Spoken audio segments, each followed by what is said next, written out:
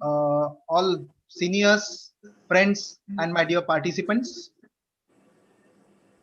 I'm Suhas Paranspe, President of BCAS. Welcome you all for this lecture meeting cum panel discussion. I welcome Shri Rajat Bansal, IRS. Rajat is coming for the third time on the BCAS platform, and also the panelist, Advocate Mukesh Butani, CA Radhakishan Rawal, and moderator, CA TP Ostwal. Let me briefly introduce the BCAS. It is a voluntary body of chartered accountants with 9,000 plus members and 40,000 social media followers. It was formed 72 years back. Today we are running 72, which is 6 days after our alma mater and the regulatory body ICAI was formed. BCAS is an organization of the chartered accountants, for the chartered accountants, and by the chartered accountants. We share annually around 3 lakh man hours of education and knowledge to the participants through various events, publications, YouTube channel, etc. Over a period of time, we have also tried to spread our knowledge to the general public through the variety of our events. As we move forward to this a benchmark of Diamond Jubilee 75 years in next 3 years, we also wish to increase our membership and social media presence to the next level. All of you will agree that this naturally helps to increase our reach and make our presence much more visible. And I seek your support to do the same in the coming years. This year, the theme of BCAS is tradition, transition, and transformation. The digital transformation which all of us experience today, more particularly, I would say. And today's subject also has an underlying, that is the digital economy and its taxation. With this digital endeavor of BCAS, our focus is to reach to more and more participants and share the knowledge at a reasonable cost.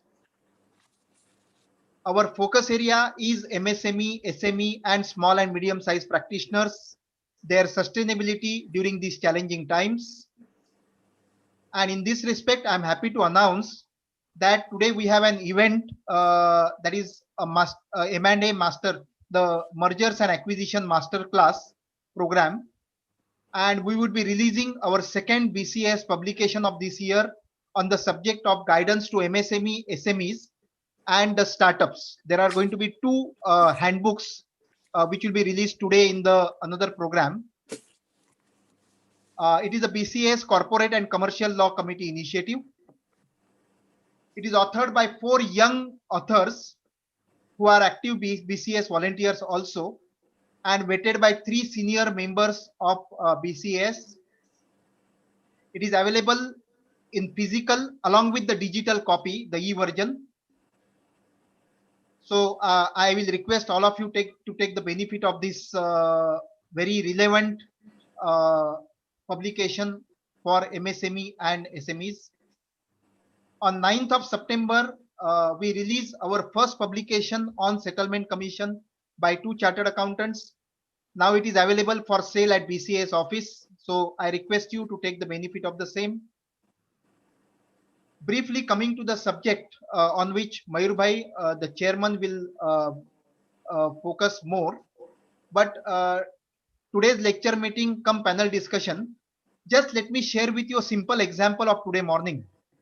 I was reading a newspaper and I read a news that there is an increase in the sale of notebook. So as a normal person, I felt that in last 6 months the schools are closed. So how does notebook sale go up? How is this? What is this scenario?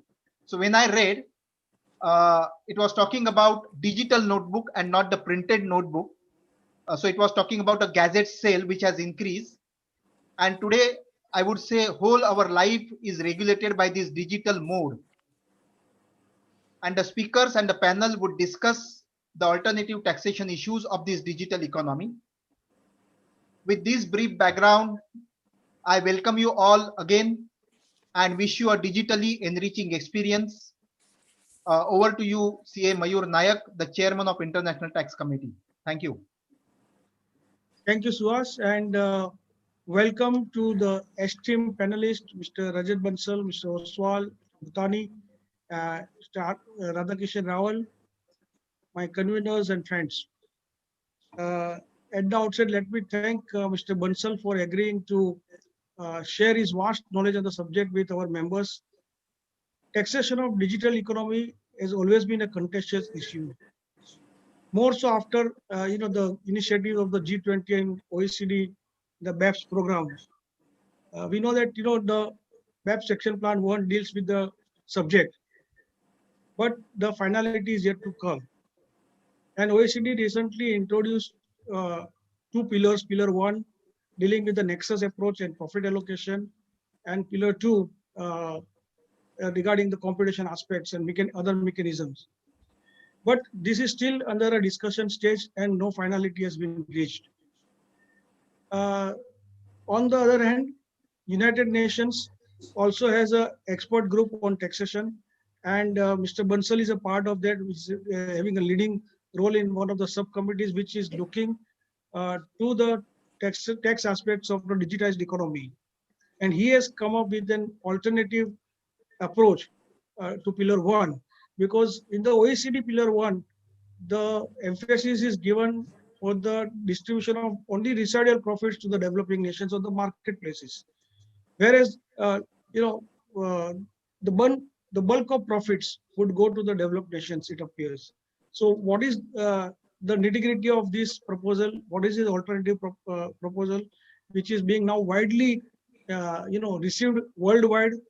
And we are really proud that Mr. Bansal is a author of this proposal, and we would see a lot of discussion on the subject. And today we are going to learn from him about this alternative approach to the digitized taxation of digitized economy.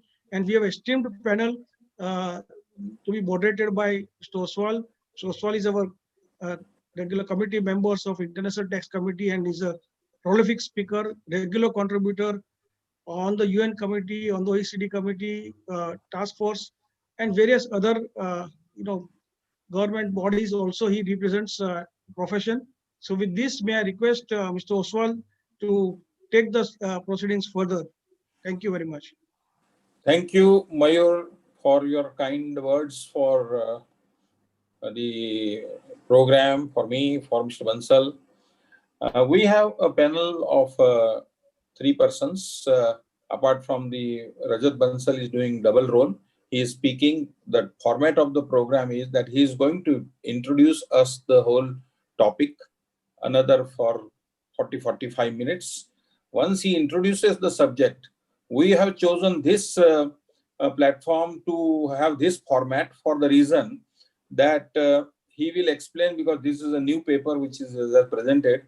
And let me honestly admit here, first of all, but before admission, I must introduce the other panelists. We have 2 expert prominent panelists, Mr. Radhakishan Rawal, who is partner with Deloitte, and he is known for his books, write-ups, articles very regularly, and he also for last several years has been attending UN committees in Geneva and the New York regularly. And we have a chartered accountant in practice. So we have Mukesh Butani, originally a chartered accountant, but still continue to be a chartered accountant. But now he has adopted the profession of lawyer. So he is a prominent Supreme Court lawyer in Delhi. And Mukesh Butani is known to all of us. He is also exactly similar explanation will go for him. Author in number of books, regular contributory articles in the Business Standard and all the papers, and in the journals as well, and in the profession. And he is a member of International Chamber of Commerce, France. And he attends the UN meetings in the capacity as a member of the UN, the International Chamber of Commerce regularly. So both of these panelists we have chosen who are participating, who knows the insight of how UN body functions, and that insight also would be given by them when it comes to their turn. But now coming to Mr. Rajat Bansal, who is a very senior professional. He is a chief commissioner of income tax in New Delhi, and his role as a last 4 years, he has 3.5 years, he has been on the United Nations Committee of Taxation Committee, appointed though at the recommendation of the government, but he appears in the personal capacity. He is representing developing countries substantially, and I have seen myself his contribution to the United Nations is immense. Any subject you tell him, he will not keep quiet. He will raise a point of view and he justifies why this point of view of his is different than other point of view. And he is a regular contributor. And in his capacity as a regular contributor, he has done some path-breaking job. Normally, my experience is UN generally does a copy-paste job after the development of a law of by the OECD. The UN starts developing that job, but merely by copy-paste. And here is the first time I'm seeing a man who has done a tremendous job. He has developed a paper on digital taxation, automated digital services taxation, which he calls ADS. And he has presented this paper to the United Nations Committee. Still, the OECD's work is, as Mayur said rightly, it is not yet been completed. They have presented action pillar 1 and pillar 2. And we have heard a lot of things about pillar 1 and pillar 2. But anything which developed countries does is for their own vested interest. Allocation of taxing rights generally vests with the developed countries substantially, partly to show to the world a mesmerizing effect, to show to the world that we are also contributing, we are also giving some revenue to the developed countries. They have created this pillar 1 and pillar 2. Whereas Mr. Rajat Bansal, when this controversy is going on, he has presented this paper, and not only presented the paper as a subcommittee coordinator, he has carried the paper, discussed the paper amongst the subcommittee members, prepared that article, prepared the commentary on that article, and presented, which will be going to be debated in the upcoming meeting in the month of October in Geneva, maybe virtually. And therefore, let me honestly tell you, because Mayur told me to take this paper as a moderator, I had gone through his paper presentation line by line, and I didn't find any fault. On the contrary, so many things which he has brought in, I felt myself asking him a question as to how did you think about all those things. Fantastic. I must give you hats off to Mr. Rajat Bansal. In fact, if Bharat has, the country, India has some award to be given to a revenue officers, you deserve to be that. You have done wonderful job. After Akhilesh Ranjan, who did a job in OECD, his work is still going on, whereas you have done a job which really brings a solution, simplified solution, and a particular profit attribution to a developing countries where from the revenues are generated by the developed country, and then taxing at a particular rate. And both the options, taxing either at a gross or on a net basis. And therefore, I will not speak about the subject much, because then speaker should give his insight.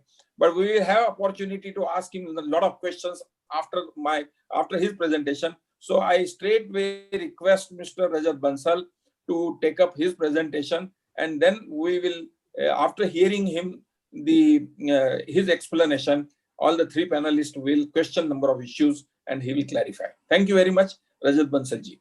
Floor is yours. Thank you very much. First of all, let me thank Bombay Chartered Accountants Society for organizing this a seminar on this contemporaneous topic. And fortunately for me, this is my third visit to Bombay Chartered Accountants Society since we have had this virtual seminar practice. And I thank the president of BCAS, Mr. Suhas Paranjape, for his indulgence in going ahead with this topic, to Mr. Mayur Nayak in particular for going ahead with this topic. And thanks very much, Ostwal ji.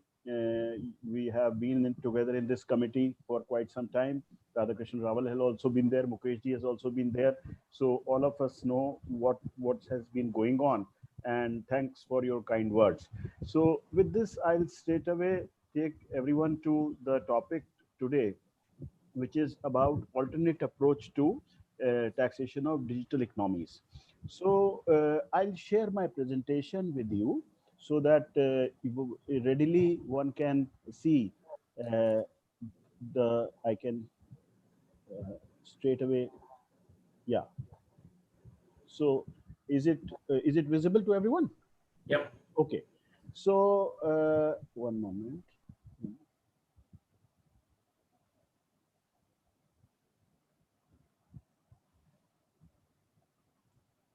Yes. So first, let me tell you a brief background on what has gone in this area. Because before we talk about the alternate approach, it is necessary to know about the approach. What is the approach that is generally being talked about? And then only we can come to the alternate approach. So to give you a background, as you all know, digital economies were not so prevalent in 1980s, but still at the in 90s they started becoming quite prevalent in various business models, and people started talking about taxation of digital businesses, taxation of e-commerce businesses. And first milestone which one remembers is Ottawa Ministerial Conference in 96-98, and thereafter I'll not go into details of these because all this is now past and we must be talking about the present. This after Ottawa Ministerial Conference, then there was a Committee of Fiscal Affairs work, and some technical advisory groups were constituted by OECD. There was a Business Profits Technical Advisory Group in 2001, and now we come to the current era of BEPS project, about which reference was made by Mayurji and Oswalji. So in 2013, BEPS action, as you all know, BEPS project was launched and it had 15 action points. And number one point was about taxation of digital economies. And this went on till 2015. But though it did a lot for other issues, it could not find any solution to for the digital economy taxation, and especially in what we as developing countries are interested, which is allocation of taxing rights to digital to the developing or market jurisdictions.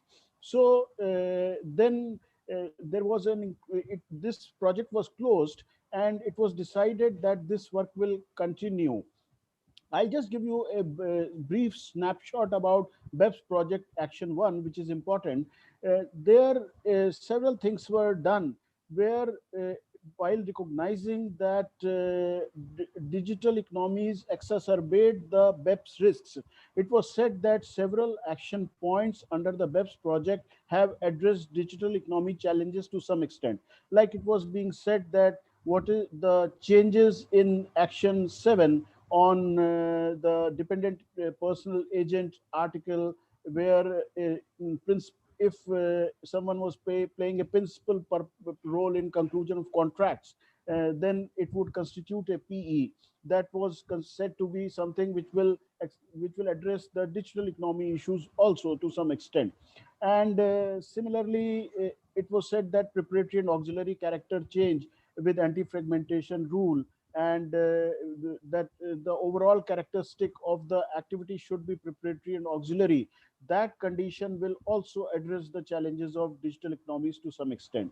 It was said that transfer pricing changes in actions 8, 9, and 10, that instead of the legal contracts, the actual transactions should be seen for the transfer pricing purposes, would also be helpful in this regard.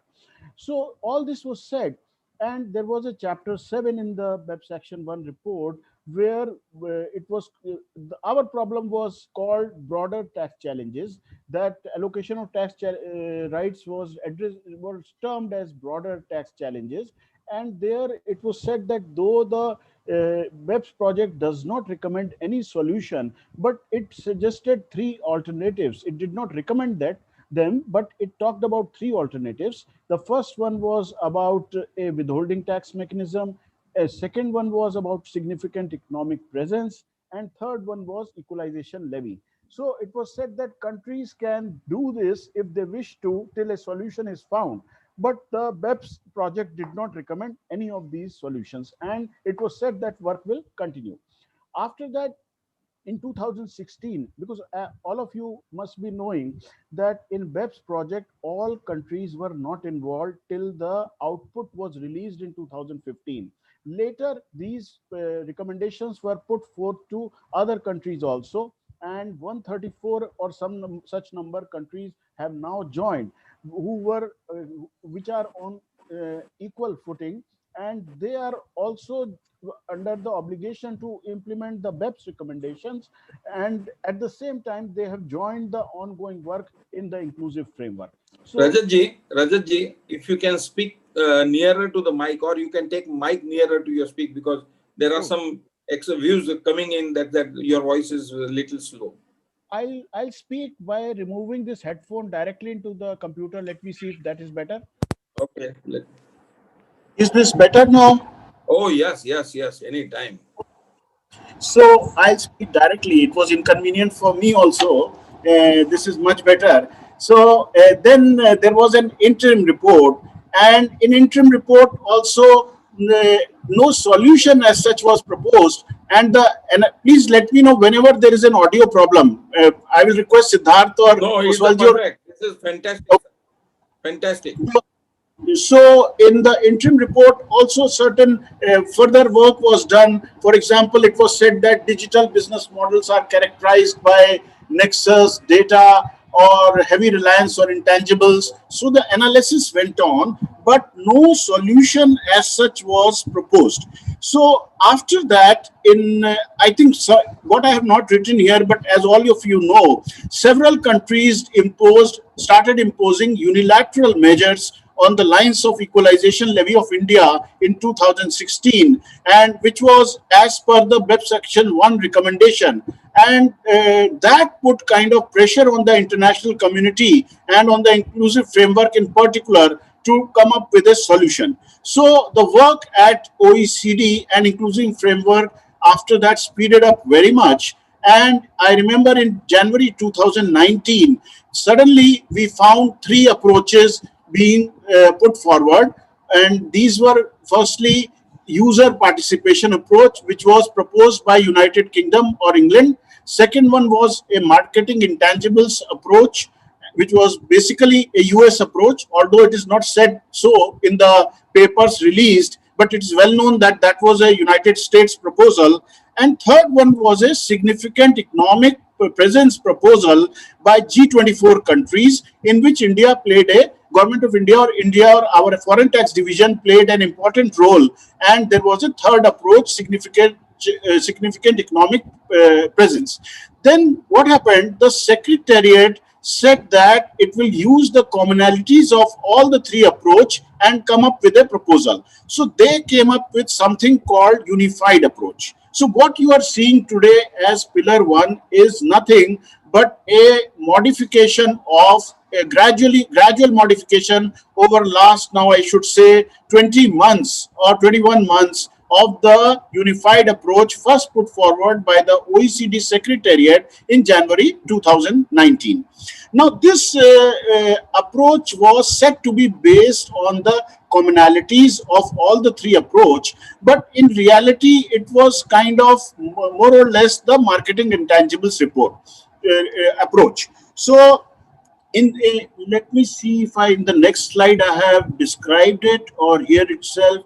No, I'll do it now itself, so that if we have it ahead, it will I'll skip it there. So basically, you all I'm sure many of you know about the unified approach ingredients, but for the sake of completion and for those of our participants from Bombay Chartered Accountants Society who have not yet seen the details of this, I'll just describe it in brief. So what it entails is that the multinational group is the focus of this approach. I mean, somewhere it is assumed that due to the size of the multinational group, it is engaging with the market jurisdictions more, and therefore the point of incidence or point of where one should concentrate is the M&E group. So for the M&E group as a whole, it was thought that two kinds of businesses firstly, automated digital services, and secondly, consumer facing businesses. For these two, a solution was proposed, or a taxation has been proposed. And what this proposes is that the M&E profits worldwide or through its consolidated accounts will be taken. Out of that, a routine element will be removed, which is generally said to be 10%. It's assumed that it's around 10%, though no one has committed so far to 10%. So suppose there is a 40% is earned by, let us say, XYZ company, which is a M&E group. Then it's 10% will be sliced off, and balance 30% is which will be non-routine profit. Out of non-routine profit, it is said that the entire profit does not belong to market jurisdictions. Around 80% belongs to the residence country or the headquarter, and that is initially it was being said that it is due to trade intangibles, and 20% is due to marketing intangibles, which can be allocated to marketing intangibles. So let us say if it was 40%, then 30%, or out of 30%, 20%, that is 6%. So 6% will be allocated to market jurisdictions out of 40% profit earned by a multinational enterprise, is in simple terms what we can understand. Now, here what will happen is then after this profit is identified, it will be distributed between countries where the M&E group entities are present in the ratio of their local sales. And after that, there will be a elimination of double taxation through it will not be a straightforward exercise like we have been doing under the treaties, in bilateral treaties. Here one will have to identify which are the entities where residuary profit is residing, and those countries will have to, excess residuary profit is residing, and those countries will have to relieve the double taxation. Then there is something called early determination. Early determination means that if a multinational enterprise wants, then it can approach a panel, and that panel will decide that firstly that multinational enterprise group admits that it is in scope. By in scope, we mean that the two activities, which are the automated digital services and the consumer facing business, both are covered under the it is falling under that their activities or a segment of it. So they offer themselves for taxation. After that, there will be an early determination. So that is the early determination process, said to be also addressing the disputes resolution part of it. Now, last point on this slide is about two-pillar approach. So at the same time, a pillar 2 has also been proposed, which is about minimum taxation, that at least a minimum level of taxation should take place for any multinational enterprise. Now, in this seminar, we will not go into the pillar 2 because our concern is about taxation of digital economies, and I'll not go further than this on the pillar 2.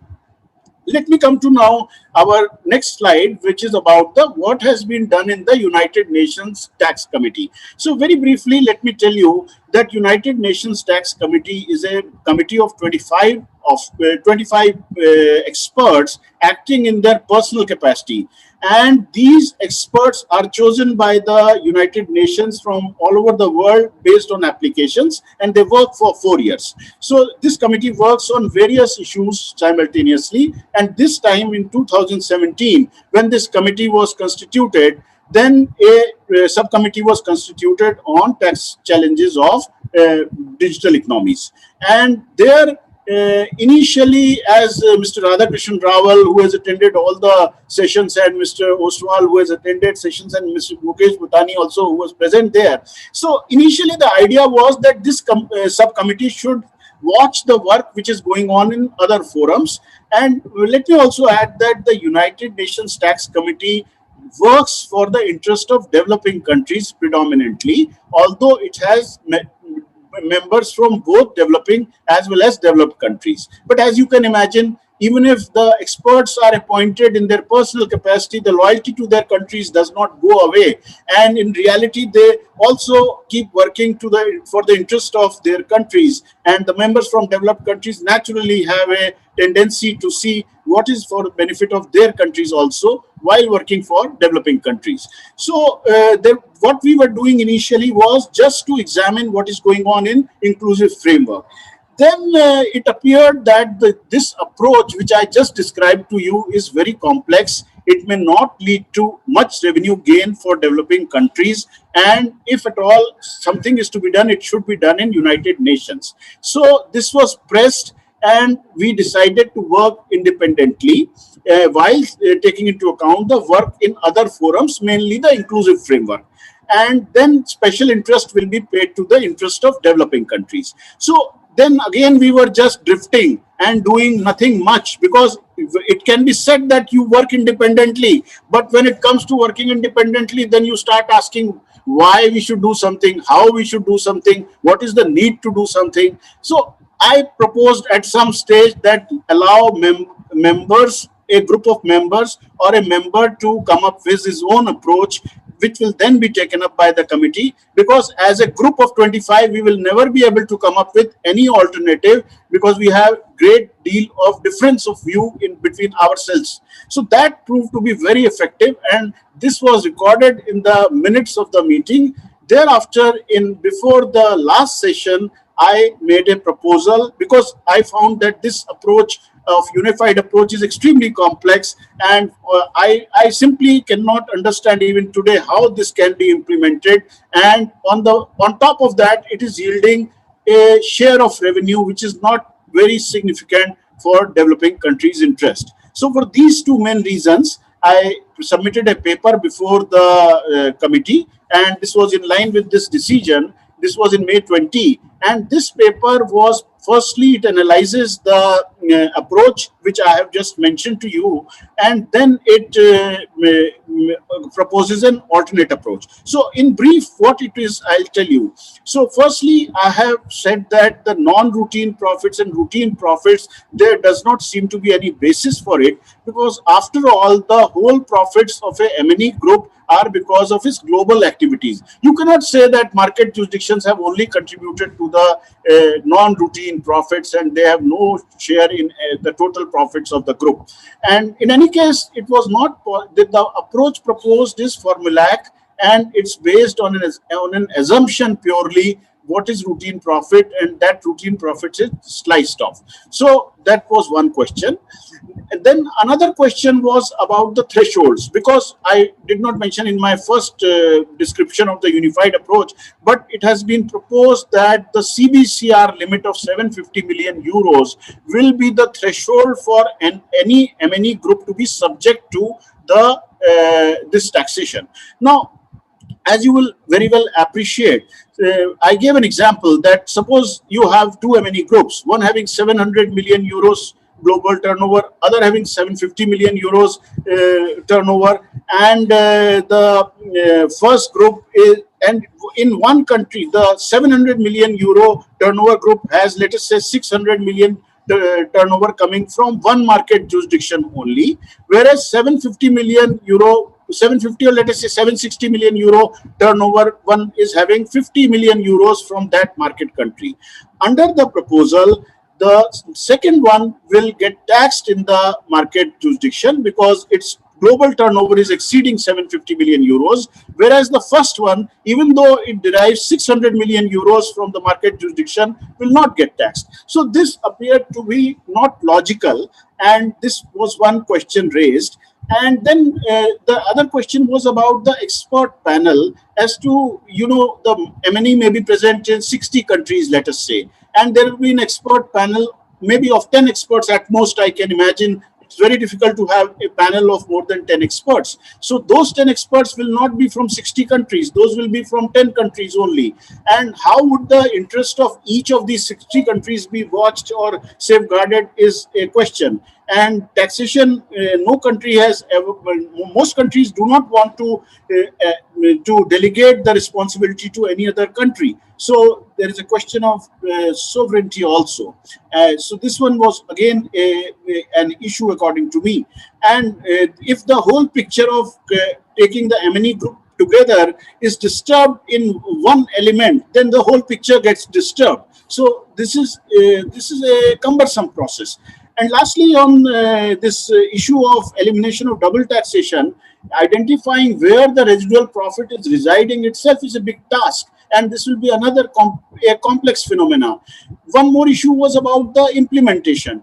Now, how will this be implemented? The assumption is that there will be a multilateral instrument which all countries will sign. Now, the doubt that came to me was, suppose the MNE is present in 100 countries and two of such countries or five of such countries do not want to sign. Then what happens? Then this cannot work, because it is necessary to have all on board before this can work. So it's not like the multilateral instrument that we had for BEPS recommendation implementation. There what happens is the instrument is a multilateral one, but if two countries have signed, then the cover tax agreement between them gets modified to the extent of their choices in the multilateral instrument. So it's a different thing. So then thereafter, I made a proposal that instead of having this, we should focus only on the automated digital service segment, because consumer facing business was, really speaking, not per se digital economy related issue. It is basically a response by some country, the major country in the world, to as a counter to taxation of automated digital service, because the most of the automated digital service companies come from, MNEs come from that country, and therefore they say that why should our companies only pay tax? So other segments should also pay tax. Maybe the major companies, major M&E groups in other parts of the world should also pay tax. And the argument given was that digital economy is no longer confined to digital businesses only, per se digital businesses, but digital economy is all pervading. So that was the kind of argument given for consumer facing business. And the solution for consumer facing business is again quite complex, because what is said is that firstly, the existing structures will be taxed as per the existing transfer pricing rules, existing mechanisms, and thereafter on top of that, this non-routine profit element will be allocated. So everything will continue, and this is going to be quite complex. So I suggested in my paper that we only confine to automated digital service, which is the issue on which we started in the beginning, and we should focus on that only. And for this purpose, an article in the UN Model Convention should be brought in to allow taxing rights to the market jurisdiction over automated digital service segment.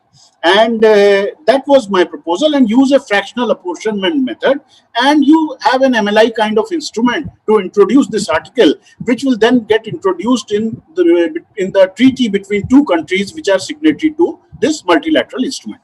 So this proposal was discussed in the 20th session of UN Tax Committee in June 2020, and with support of developing country members, it was decided that an article for the model should be drafted. So that's where Article 12B, which we all know about, came into being, and it was presented. And there was a subcommittee meeting in August 2020 in which this has been discussed. Comments have been made. A public release of the subcommittee proceedings has been done. And now, after taking into account the comments by members and others, it will be modified to the extent possible, and it will be presented to the committee in its October meeting. Now, this is more or less, I have already covered all this, all these issues I have covered: amount, thresholds, scope, elimination of double taxation, dispute resolution, and early determination. Right. Now, I will take you to Article 12B. What is Article 12B? Just a second.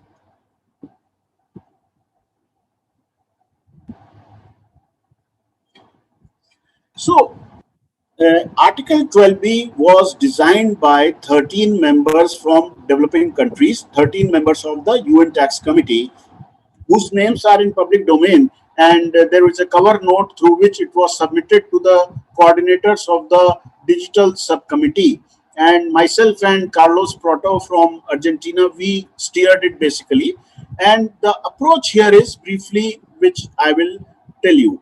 So this is going to be a new article in the UN model if it is approved by the committee. Please understand very clearly that it has not yet been approved by the committee, and committee has other members also who are who may not like to have it, and this will be discussed, and if a decision is taken, it will be introduced in the UN model, and thereafter it will become a guide for various countries to include it in their bilateral treaties. Now, second was scope, where this is applying only to automated digital services, as I had proposed in my paper. So why automated digital service is a question. Let us talk about that a little bit. The reason for taking automated digital services was twofold. Firstly, all these international negotiations, it is extremely difficult to convince everyone about accepting something. So my idea was that in inclusive framework, in unified approach, they are talking about two things: automated digital service and consumer facing business. And automated digital service therefore has kind of acceptance of 134 countries. So why unnecessarily get into some more areas where at this stage, because everything, you need not do everything at one go. You do things which are possible to be done at one go, and maybe later you can further augment them.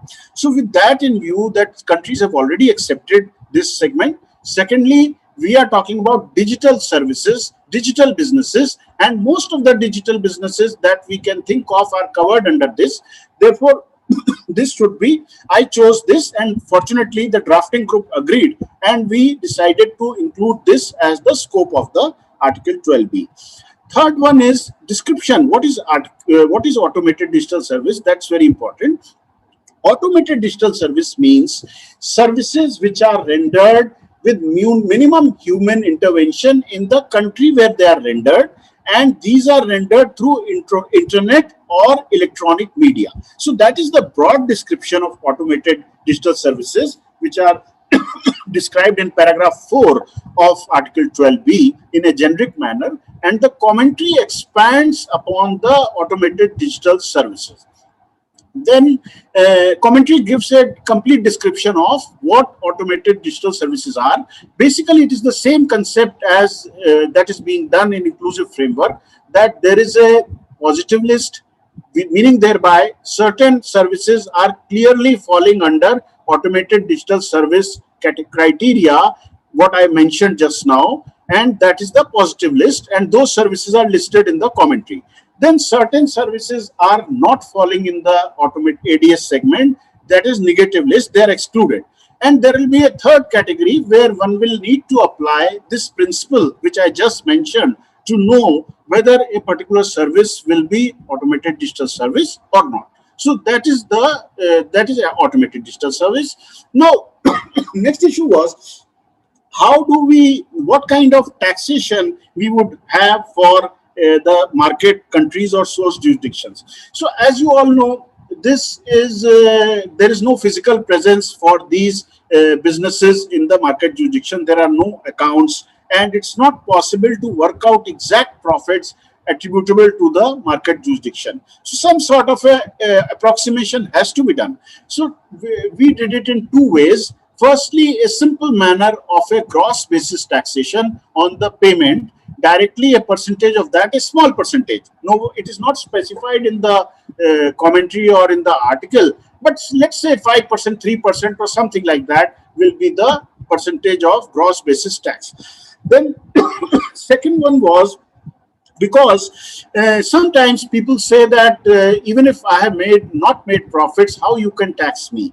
So we provided an alternative for a net basis taxation under paragraph 3 of Article 12B, where it is kind of a presumptive scheme, like we have in our sections in 44, BVA, etc., where what we do, that global profitability of the M&E group, if the company is a part of M&E group, or if its own global profitability, if it is not part of an M&E group, or the business line wise profitabilities, if segmental accounts are available and automated digital service segment profitability is known worldwide, that will be taken, that will be applied to the local revenue, and from that, the profit that you get obviously whole of it does not belong to the market jurisdiction.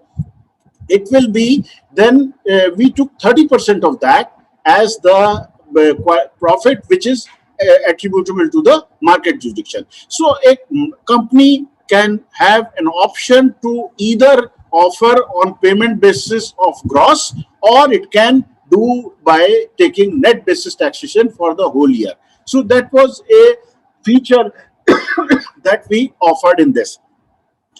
Then another issue, it is modeled on the articles like 12A or 12 or 11. More or less, its features are otherwise same like what these other articles have.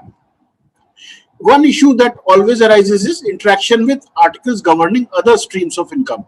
As you would all know, there may be a case of one second.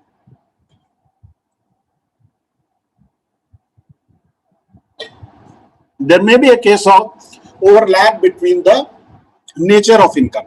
So that kind of clarity is provided in respect of Article 12A or Article 14 or Article 7, that if the income is falling in both, then where it would go and which article will apply. For example, if it is falling under fees for technical services article, then that article will apply and ADS article will not apply.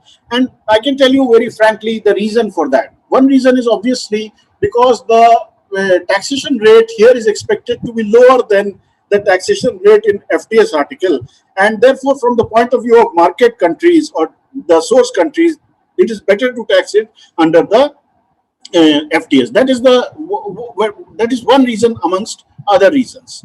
Let me go to the next slide.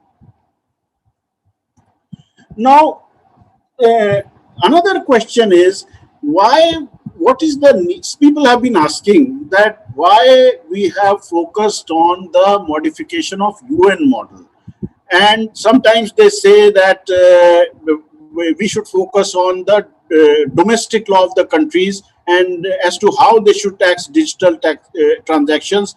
That should be our priority. This is an issue raised in UN committee often, and therefore I like to clarify through this slide this aspect.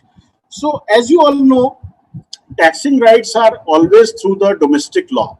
Treaties are only curtailing the taxing rights in most cases. Let us not talk about our Tech Mahindra case in Australia, where treaty has created a taxing right, and that's an exception. Generally, it doesn't happen that way. And generally, treaties are only curtailing, as in case of India, that treaty or domestic law, whichever is more beneficial, will apply as per section 92. And therefore, treaty will only relieve taxation or curtail taxation. Therefore, what happens is, under the present system, when the rule is physical presence or a dependent agent or a service PE, taxation in market jurisdiction is possible only either one of these three is present.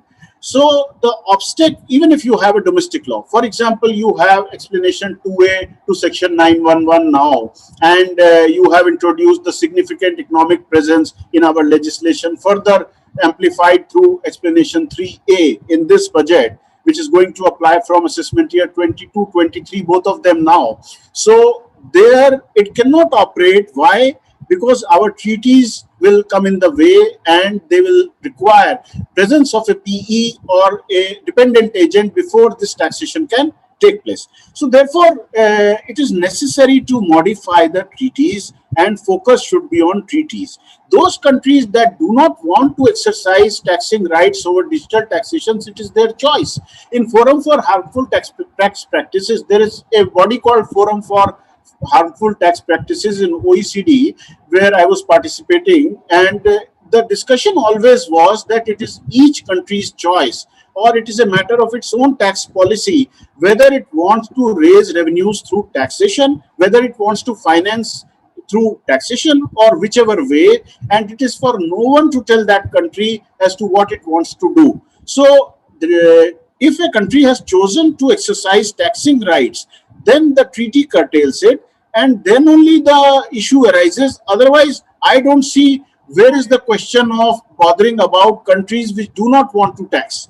And so this question, according to me, is a very irrelevant question which is being raised, but it is being raised very often. So that's why I'm spending time on it. And therefore, we decided in United Nations that we will propose a modification of the United Nations Model Tax Convention and introduce an article to permit taxation modifying the traditional PE rule so that this can happen.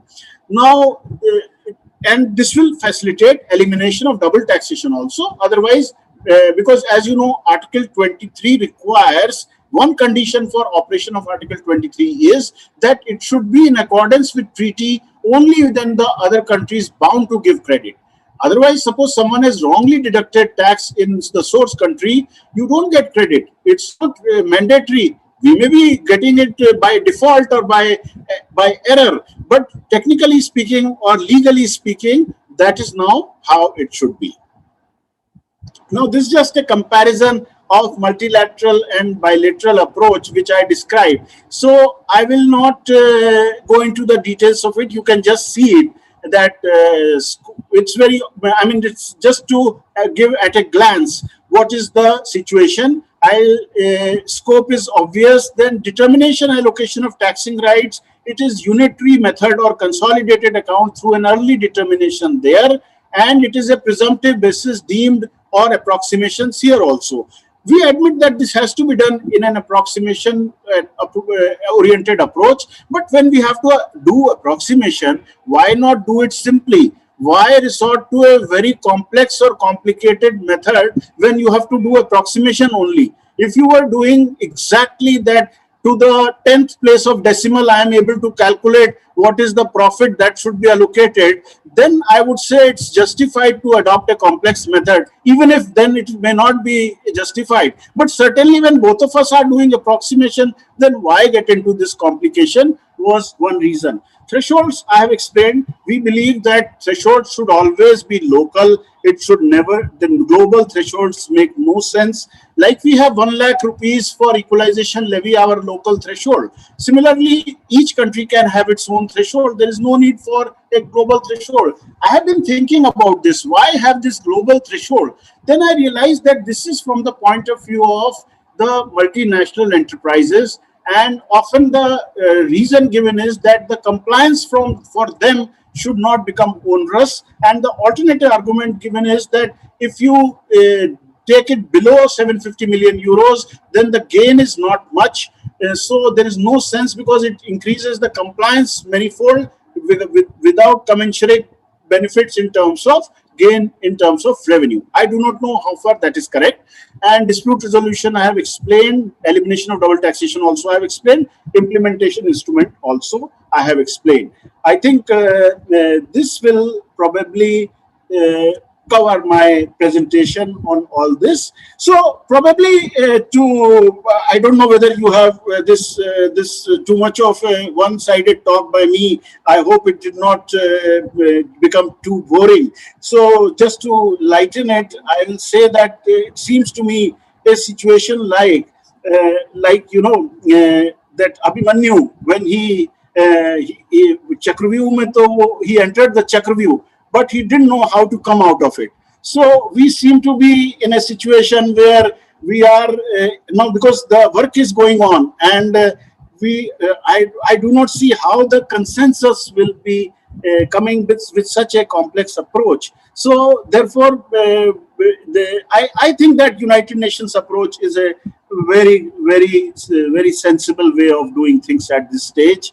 And if our committee somehow agrees to approve it, then certainly I see that it will be in the interest of developing countries. And fortunately, as Mr. Ostwal mentioned, we find that it was a big risk, as you know, by making such a proposal. I mean, when such a body of this stature is already having a proposal, making a proposal which is different from that body is I would say, an act which can be criticized severely. But fortunately, the proposal was liked many all over the world, and people are talking about the aspect of complexity. people are talking about all these aspects, and I'm sure that this is having a positive effect on the work in the other forum also. This is my understanding. And the question is, whichever approach may ultimately be there, but if it can improve, if both can improve by feeding on each other, and if it can improve, that will be the thing in the interest of everyone, the business as well as the governments. So with this, I'll stop here, and then I'll hand over back to Ostwal ji to start to take the matter. Thank you, Mr. Bansal, for taking special efforts of explaining and simplifying your explanation on this particular article, which is understood almost by everybody. This is what my understanding. If I have understood, possibly I'm one of the last persons in this to understand. But if I have understood, everybody has understood. I presume that. What you have explained very, very simply, that when the OECD was working out the proposal of digital taxation, they made it very, very complex. They brought in both consumer-facing business and also automated digital services. When you mix up so many things, solutions are impossible. If you want to work out a solution, segment it, bifurcate, and then take each segment separately and decide the issue, which is rightly your approach, which you have thought of. And I must give you a credit for really thinking on this subject in this particular manner. And as I said in my opening remarks, UN has all along been copying OECD proposal, but it's first time you have really made OECD to think that what should be the correct approach. When you are ultimately working out a estimated profit, why not to follow the simplified estimated basis rather than giving the job to accountants to work out pillar 1, pillar 2, God knows how many pillars it is going to have, further pillar 3, etc., etc. And therefore, Radhakishan is smiling. You can see that the smile is going to disappear after some time, because if the UN approach is acceptable and accepted, then accountant job will go down to some substantial extent. For your swift and a simple proposal which you have brought in, and I wish you good luck and success. I wish also that UN should have some sense of responsibility in accepting this proposal of yours, and then it becomes a unified approach everywhere as a part of the UN committee, and then the domestic issues will get resolved. Your attribution of profit of 30% seems to be very reasonable, because ultimately the tax is only on that 30% of the profit. If my rate of tax is 30%, and if I attribute 30% as your practice, it means it is 9% of the tax the country will get it, which is most of the cases, royalties, FTS, etc. is only 10%, which we have said in our most of the tax treaties, and therefore it seems to be reasonable. But now we would like to debate these issues and would like to ask, first of all, the panelists. I want to also give the idea to the public at large who is listening to this panel, to this expert panel, as how the United Nations Committee functions and how they come out with the proposals and how the debate takes place. Because the UN committee consists of 25 members, as you rightly said. 25 members, my experience till this committee was formed, 25 consist of 15 from the developing countries and 10 from developed countries. So the balance was, though, in favor of the developing countries. How generally it functioned, possibly if Radhakishan Rawal can tell us, so that at least the members will get idea about it. Sure, Mr. Ostwal. And thanks for the nice introduction, and thanks to Mr. Bansal for the nice presentation. It completely explains not only the UN approach, but also gives a very good understanding of the OECD approach. So, the way I have seen this committee functioning is that the committee consists of 25 members, and these 25 members are not necessarily representing the respective governments, although they are represented, or they are appointed by the respective governments, but they are not representing the government. And that's why they say they are appearing in their personal capacity. One of the questions which is always raised, and every time I attend these meetings, always there's someone raising the issue, is that why is this not made an intergovernmental committee? And maybe there's some structural issue out there. But the way this committee function, is that the participants or the members, committee members, are appearing in their personal capacities, but appointed by the members. Now, I've been attending this committee meetings for a few years now. Probably I started somewhere in 2014, and that was a time where my book on FTAs was released, and the UN committee was working on FTAs article. So Mr. Roy Rothke, prompted me to go there and start attending, and thereafter I've been kind of attending for last many years, both in New York and in Geneva. I also was part of one of the subcommittees about a couple of years back. So it has been a good experience from me. I go therein as an observer. That's a personal capacity. And as an observer, you can make a limited contribution, to the technical discussion which happens. So it has been a good experience. When you have to attend this meeting, you have to necessarily do a lot of reading, before you are able to participate. So that's what I see, a lot of value addition which happens in technical terms.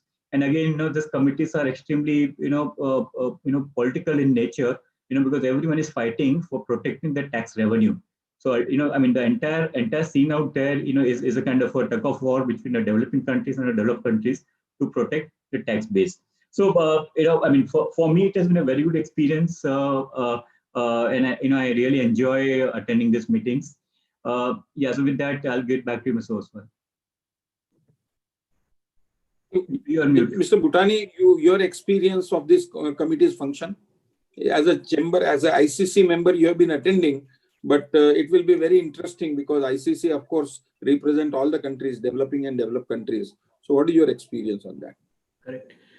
Thank you very much, Mr. Ostwal and BCA for inviting me. Extremely enlightened with Rajatji's views and not surprising at all.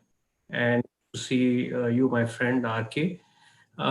Firstly, my apologies, I dialed in late. I wanted to share my experiences, but before I do that, I think very often people show interest in international tax policy often compare United Nations with the OECD. I don't know if that's a fair comparison, not just in terms of the gigantic size of UN as an organization, but also functions. Let me share some of the unknown facts of United Nations and specifically the United Nations Tax Committee. On June 1, 2018, India became the only country to contribute to the United Nations Trust for International Cooperation in Tax Matters. India contributed a reasonably small sum of $200,000, but it was a small sum. And I'll come to that, why it contributed and what's the rationale behind it. I know Mr. Bansal is smiling because he knows about it. India's permanent representative to the United Nations, the celebrated Foreign Services Officer, Syed Akrabuddin, contributed this. He gave a press interview, and this is what he said in the press interview. Global architecture for cooperation in taxation has kept pace with globalization. Now, this is a very important statement by India. International tax matter remains bastions of Westphalian sovereignty. For multilateralism, while it is seen as faltering on many fronts, it has been and remains conspicuously absent in matters of international tax cooperation. Now, if you go into the background a little bit, India has been for many, many years demanding, for decades actually, since 2004, for transforming the United Nations Tax Committee into what they feel should be an intergovernmental tax commission. And this tax commission should genuinely be the global tax authority. I know many of my friends in the OECD do not like it, but I just thought it's important for me to state the vision of the UN committee. And when they talk about a genuine global tax authority, it says it should be on lines with the role WTO plays in an international tax body. But the whole debate actually started off, and India's diplomatic overtures towards support of the United Nations was predicated on a common cause of unearthing of the parallel economy. And we all know that the current government has taken it with taking the bull by the horn and observing that. And that's where the illicit flows of investments and unaccounted money, which is a challenge not just for India, but other countries, particularly Brazil, China, and South Africa, which altogether make it the BRICS economy. Now, as RK rightly pointed out, there is a UN committee, which is a 25-member committee, and there are observers. Now, the observers have a role. The observers essentially come from three important facets of the stakeholder community. They are either the business representatives or the academicians, or they come from civil society. The observers are considered as non-state actors within the UN committee, but they do have a authority to influence the views of the committee. I think, as RK alluded upon it, there are certain matters in the UN Tax Committee which are called matters reserved for closed consultation. So when we are sitting in the UN committee meeting in New York or in Geneva, Mr. Bansal is sometimes the privileged class between all of us, because he gets into a closed consultation meeting which Mr. Ostwal or RK or I are not allowed. So that's the part of it. But anyway, I think the importance of the role of observers cannot be undermined. Now, where I come into the UN Tax Committee, as the vice chair for ICC Tax Commission, we participate in the UN committee. All the chairs and the vice chairs are allowed invitations for all the UN committee meetings, other than meetings that are reserved for close consultation, because we also go in over there in our capacity as observers. ICC, as most of you know, or if you're not aware of it, it's basically promotes international trade, investments, and help businesses meet the challenges of opportunities and globalization. And it's absolutely non-partisan. It doesn't distinguish between global, emerging, developing economies. All countries are alike. It has various chapters. And the Tax Commission is one of the important chapters that picks up issues on international tax cooperation and, more importantly, on customs as well. Now, we have played a very important role in the last few years. As a matter of fact, since 2016, all the ICC meetings coincide with the UN meetings. So we moved away from the concept of having ICC meetings in Paris or any of those exotic locations like Rio de Janeiro. We had ICC meetings in Delhi as well. It is now only in Geneva and New York as well, coinciding with that.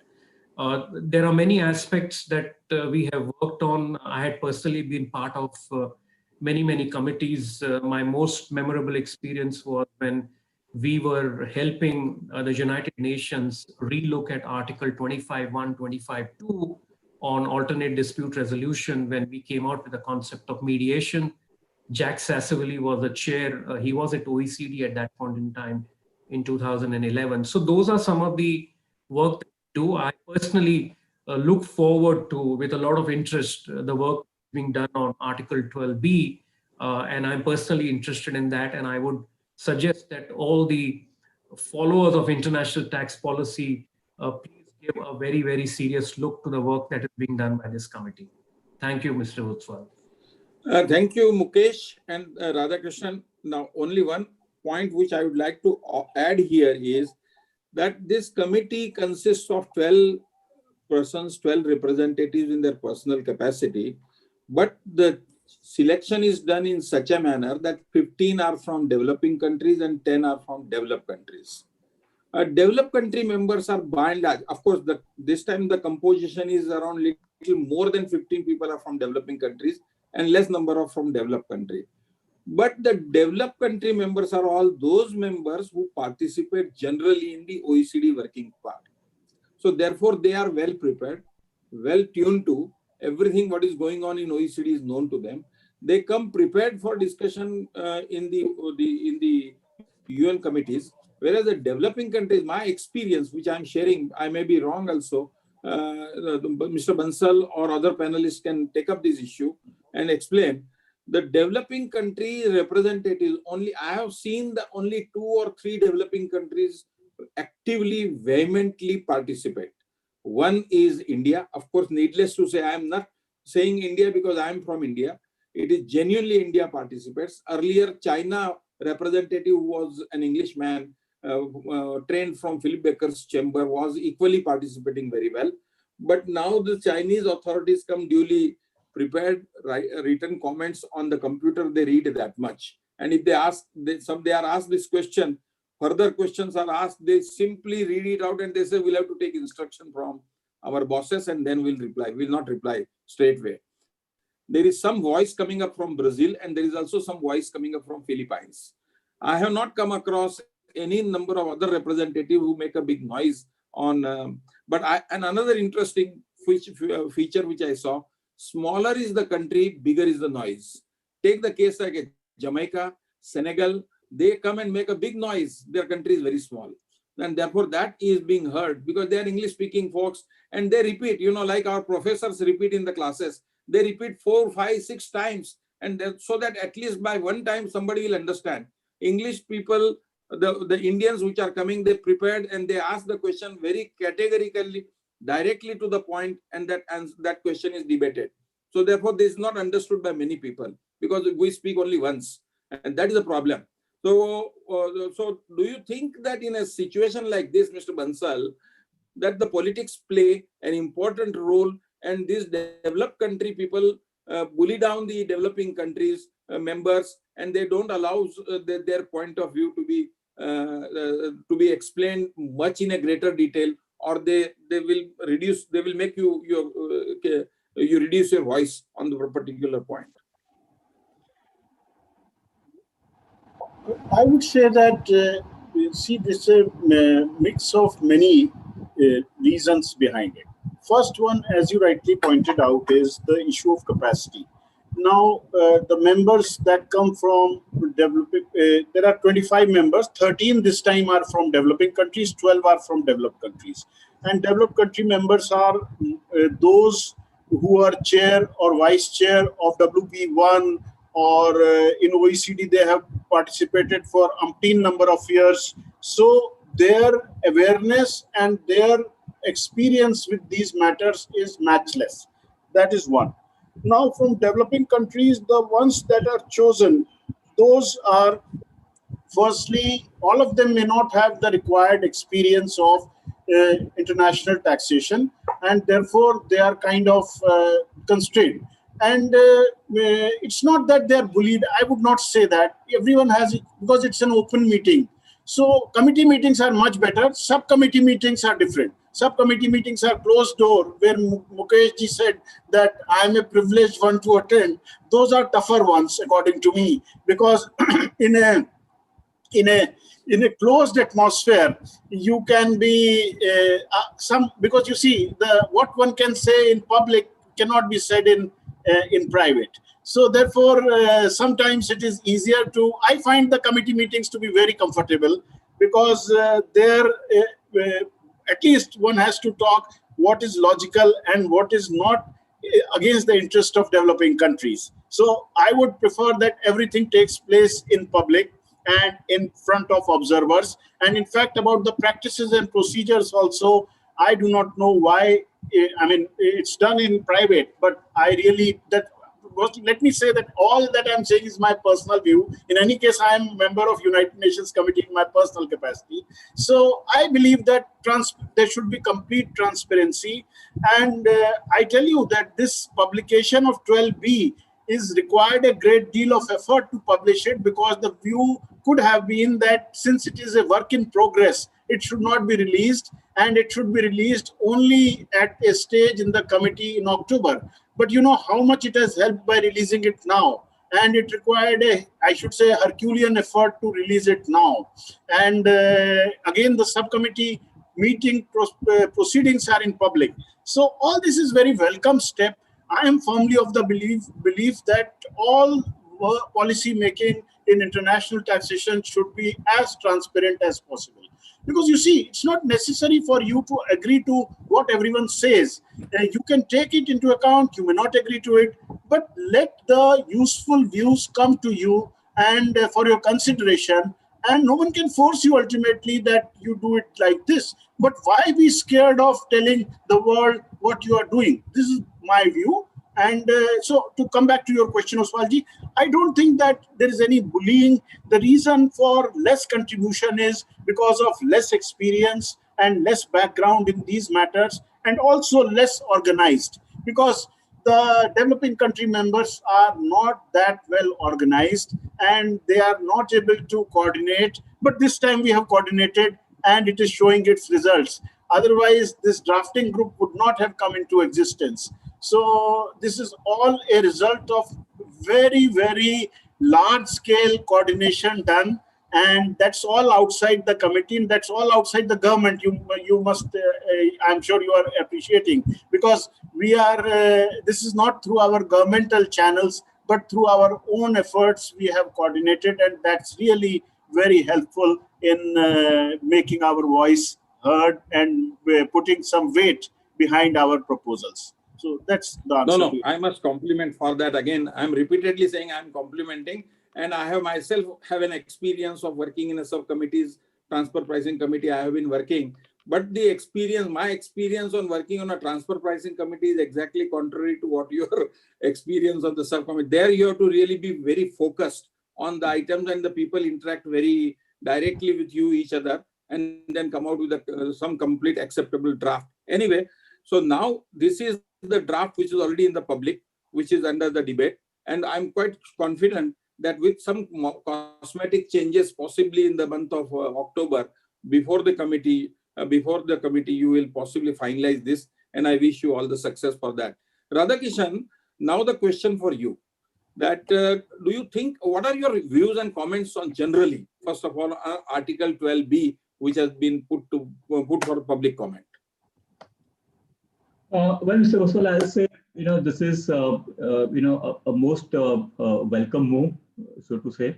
If I will just compare the, the approach of OECD and, UN, I may, talk about, very kind of a popular joke, wherein the joke says that, when NASA found that the ball pens, do not work in space because of gravity, the Americans started a project. They researched for 10 years. They spent about 12 billions and then found a new pen.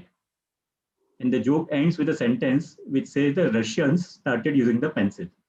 So, the message is that, OECD is doing, everything so meticulously, but the projects are too big. If you see draft after draft, 200 pages, 250 pages, but where is it going? Where is the consensus? The approach adopted by UN is much simpler as compared to that. Even if we look at the previous similar project of OECD, and let me talk about profit attribution. Similarly, in 1999 or 2000, they started a profit attribution project. They had four parts to the report. First draft came, second draft came, third draft came. Almost after 8-9 years, everything got finalized. But if someone asks today, how many countries are adopting that authorized OECD approach, there may be a handful. So this, bigger the project you make, it gets much more complicated. OECD is trying to rewrite almost everything, under the tax laws, and that has made it much complicated. As compared to that, I must compliment Mr. Bansal, for technically coming out with a much shorter paper, which is much more meaningful, and politically steering the committee, to get this thing released. So I would say it's much welcome move. It's not that the entire world should look at only one way of doing things. Okay, there should always be alternatives available, and that's why we have UN model and we have OECD model. And I would say, if there are two approaches available, let there be a competition, for a solution, and that always going to result in a better outcome. So, to end my comment on this, I would see it as a much welcome development to happen. Mukesh, how do you look at these proposals? My view, of course, is one size cannot fit all. So therefore, how do you look at these proposals of UN? Well, on the face of it, the proposals, purely from a simplicity point of view, look good to me. And I think that has been the main driver. I have heard Mr. Bansal speaking about it and some of the other members that I've spoken to. But I think there is a lot of work that needs to be done to flesh out the final proposals. This is like saying that you do not want to completely undo the work that is being done by OECD as a part of the unified approach, because one of the challenges that the unified approach,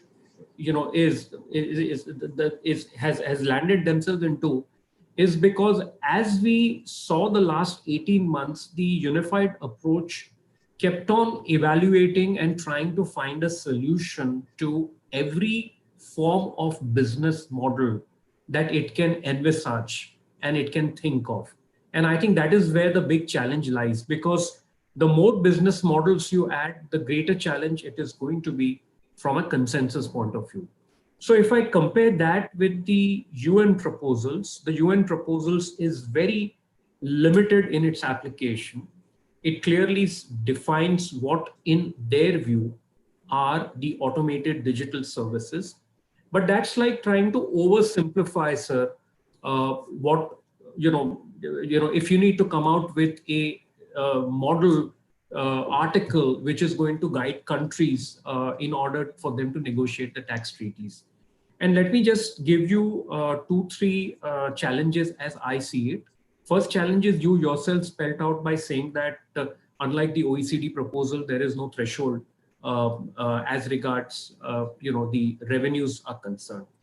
Some of the other challenges that I see, one is arising out of part point 34 of the commentary. You have specifically said the automated digital services will include 1, 2, 3, 4, 5, 6. The first one being the online advertising, which is the usual suspect, and the sixth one being standardized online teaching services. So the question is, what happens? Is this a mutually exclusive kind of situation? What happens if there is a automated digital services which is like a residuary services in nature, but it doesn't fall within your 6 services as you have described in the commentary on point number 34. The second aspect is that you have an exclusion list. Again, your exclusion list again is a list of 6 people. And the first one is customized services provided by professionals. And the sixth one is composite digital services embedded within a physical good irrespective of network connectivity. This is your point number 36 of the commentary. So I think in your pursuit for simplifying it, where you have a positive list, a negative list, and both are 6, the question is again there in the negative list as well, which is what if something falls in the middle of your positive and negative list? What if something falls outside your positive list? What if something falls out of your negative list? What kind of guidance are you giving to the taxpayers? My last point, again, is the B2B and the B2C part of the automated digital services. My reading of the proposal, unless I'm wrong, correct me, is that it envisages both forms of situation, B2B and B2C services. However, recognizing the challenges as we see with regard to the B2C services, the imposition of withholding tax obligations could be a challenge because it is difficult to enforce and might cause compliance problems for individuals, particularly if you're consuming digitalized services outside India. So I just thought I will flag off these issues because the commentary observes that the mechanisms for collection may be required, and you have as one of the mechanisms identified the self-assessed payment by the non-resident provider. This is your point number 41 of the commentary. So sorry, Mr. Ostwal, if I may sound asking questions, because really people are not here to listen to me. We might as well make use of this, of this time to get answers from Mr. Bansal. These are the opening questions that I had, or which was really concerning me as a tax practitioner. I don't know if Mr. Bansal will respond to that. Yes.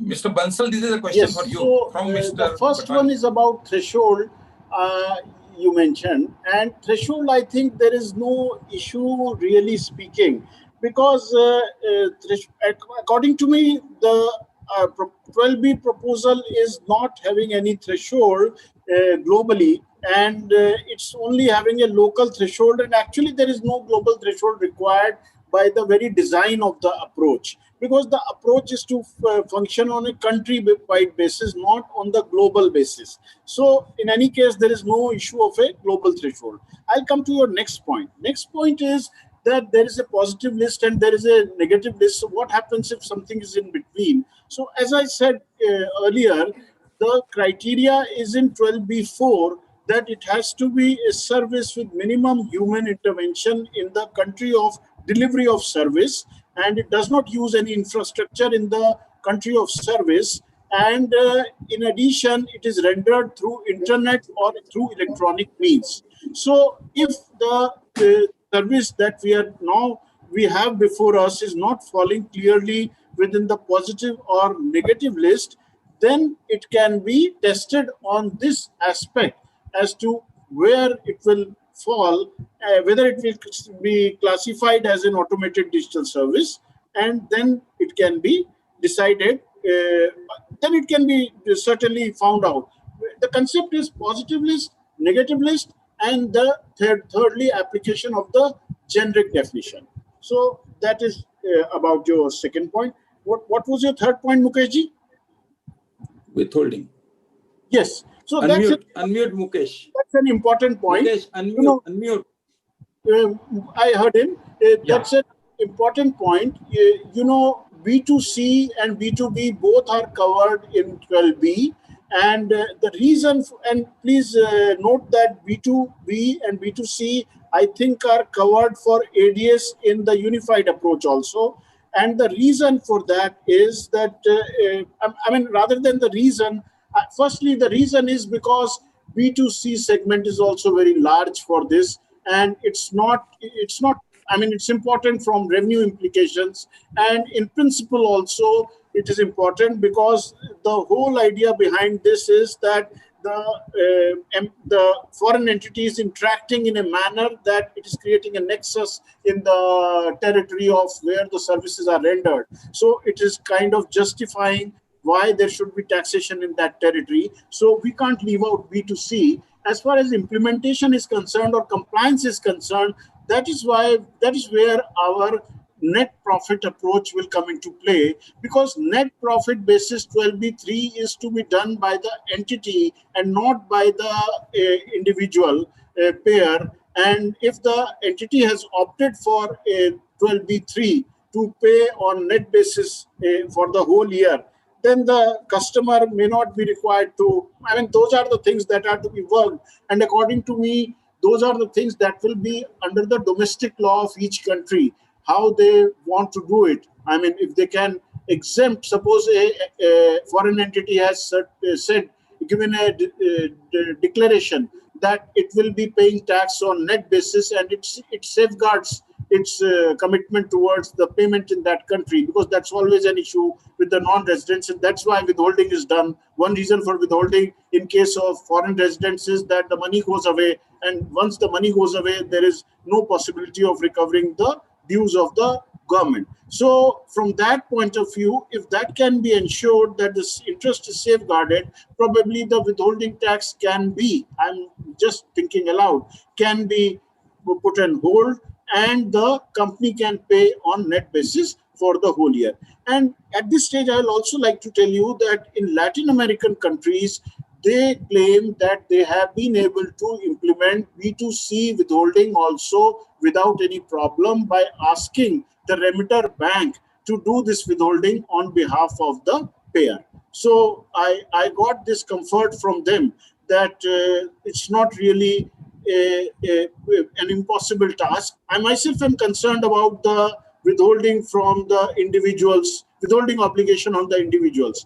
So my way of looking at it is the net basis taxation. If you can opt for net basis taxation, it will be possible. And certainly this issue will be also in case of interest or royalties or FTS, where withholding obligation is on everyone. Especially for interest and royalties, it is not waived off. But there probably the transactions are not these many. Transactions are much fewer, and ADS transactions can be many. So therefore, the challenge is there, and answer is also what I have just said. No, in fact, I must thank you for clarifying. This was a question which was thought of by a number of people, and I wanted to ask you the question: what is the mechanism of withholding tax if the B2C consumer is paying the very small amount to the service provider, and such small amounts could be in the millions, and therefore it becomes a very large. But you give an answer that Latin America. Have you had the experience of seeing that particular mechanism working well in the Latin America, or you They are think that it is saying under the testing? members from Latin America say that it's working fine in their countries. So I believe them that it's working in their countries, and it can be probably seen as to how it will work. Surprisingly, we are a technology service providers in the world, and we should have developed this mechanism ourselves and giving these ideas to the world. But now you are saying the Latin America has developed it. Let's see how we will also adopt and change it. Our technology companies will work it out. Rather, the next question to Radhakishan Rawal is, what about revenue sourcing rule? Would it be desirable to have revenue sourcing rule in this particular article? Can you explain this? Yeah, sure. So let me just give you background. The reason why this question Rawal, this is for you. Yeah. Am I audible? Yes, now it is audible. Okay. So let me just give a background for this. The reason this question arises is that when we look at the OECD Inclusive Framework Pillar 1, there's a detailed guidance on the revenue sourcing rule. And essentially, it's saying that for every kind of a business, every kind of a revenue source, they have tried to give a guidance, and the guidance is like this: that if we talk about advertisement revenue, then the geolocation of the person, or the device from which the advertisement is seen, or the IP address of the device from from where the advertisement is accessed. So this kind of guidance is there for all the business models in the OECD report. When we look at the UN Article 12b rather, the revenue sourcing rule can be said to be existing in para 6 of article, which is a standard para, which is there in all the articles with FTS or interest. And essentially, the revenue is sourced of from a country where the payer is resident, or non-resident that has a P in that country, which is bearing the cost. So, this is a sort of revenue sourcing rule which is there in the proposed Article 12b. And whereas OECD has, given a little different, little more technical solution to that question. And that's where, I would believe that, maybe Mr. Bansal may want to, clarify further as to, would there be any further work on this? Or or we'll live with the sourcing rule which is there in the currently Article 12b 6. So one aspect of revenue sourcing I will tell you about. You see, there is the issue about the advertising case. People have been, as you must all be knowing, that for the advertising revenue case, the view has been that where users are present, the taxes, the revenue should be allocated to that place instead of the payer. So that is one aspect that we are still looking into, and let our group see whether there can be a solution for that with respect to this peculiar aspect of the business of advertising for these social networking, like for Facebook or for Google, the advertisement, where the viewership is there, whether the revenue should be allocated there. I think it is possible to do it, and even under Article 12b, but it will depend on what our committee as a whole and the drafting group as a whole feels about it. So ultimately, it is a result of whatever we do is a result of agreement between the drafting group members. Mr. Ostwal, you're on mute.